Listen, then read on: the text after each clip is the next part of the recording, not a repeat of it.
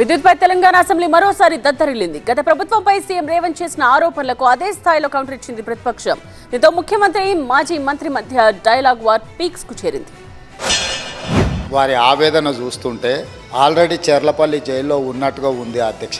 ఎందుకంటే judicial enquiry order ఇస్తామని మేము అనలేదు అధ్యక్ష.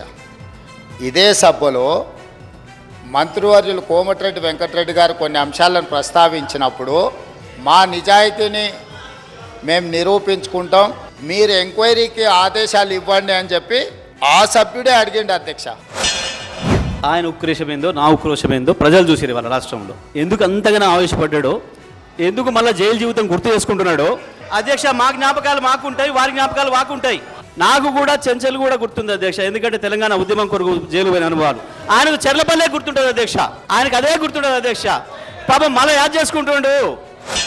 విభజన చట్టం ప్రకారం తెలంగాణకు 36% వచ్చే విధంగా, ఆంధ్రప్రదేశ్కి 64% వచ్చే విధంగా ఉంటే జైపాల్ రెడ్డి గారు తీవ్రమైన కృషి చేసి తెలంగాణ రాష్ట్రానికి 53.46% ఇప్పించి కేంద్ర ప్రభుత్వాన్ని నుంచి ఆదేశాలు ఇప్పించి ఆనాడు తెలంగాణ రాష్ట్రాన్ని చీకట్ల నుంచి కాపాడింది అధ్యక్ష.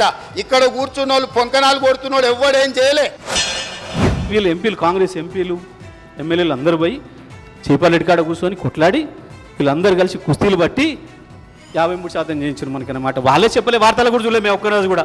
మరి ఆ రోజు వీరు తెలుగుదేశం నుండి వీరికి ఎట్లా తెలిసినో సరే. జైపాల్ రెడ్డి గారు అంటే వాళ్ళ మామగారు కావచ్చు, ఇప్పుడు ఆయన గొప్ప కనపడవచ్చు. అయ్యలా జైపాల్ రెడ్డి గారు ఉన్నాడు, ఒకరోజు కూడా వార్తలు వీరికి ఎప్పుడు సంబంధం లేవు. కానీ మరి వీళ్ళందరూ జైపాల్ రెడ్డి గారి కాడికి పోయి కూర్చున్నట్టు ఆ సర్టిఫికేట్లు ఎందుకు ఇప్పుడు ఇస్తున్నాడో మాకు అర్థం కావట్లేదు అధ్యక్ష. తెలంగాణ బిల్లు వచ్చినప్పుడు ఆ ముందలి సీట్లో చంద్రబాబు నాయుడు గారు కూర్చున్నప్పుడు ఇప్పుడు ఆ మాగంటి గోపి కూర్చున్న అక్కడనే నిలబడ్డ అధ్యక్ష. నేను 53 నిమిషాలు తెలంగాణ రాష్ట్రం ఎందుకు కావాలి, సమైక్య రాష్ట్రంలో ఉమ్మడి పరిపాలనలో జరిగిన అన్యాయం మీద నిటారుగా నిలబడి అక్కడి నుంచి నేను మాట్లాడిన అధ్యక్ష. పునర్విభజన చట్టం వచ్చినప్పుడు ఆయనగా పక్కలో కూర్చుని ఆయన ఏడున్నాడు, ఆయన మాట్లాడింది కదా, తీయండి ఏం మాట్లాడిండు. వారు నా గురించి మాట్లాడుతూ నేను ఇక్కడ సభలో మాట్లాడుతున్నప్పుడు ఆయన ఎక్కడున్నాడు అన్నాడు.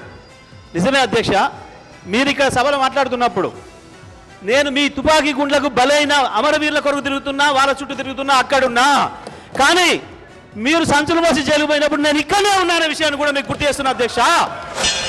సత్యహరిచంద్రుడి తర్వాత మా నాయకుడు చంద్రశేఖర్ రావే సత్యహరిచంద్రుడి అవతారంలో కలియుగంలో జన్మించిండు. కాబట్టి మీరు ఎంక్వైరీకి ఆదేశాలు ఇవ్వండి అని చెప్పి ఆ సభ్యుడే అడిగిండు అధ్యక్ష. మా సారు, మా నాయకుడు కేసీఆర్ హరిశ్చంద్రుడే. మీరు అలా సంచులు మోసే చంద్రుడు, వాడు చంద్రుడి సంచులు మోసి జైలు పోయింది నువ్వు. మా నాయకుడు హరిశ్చంద్రుడే.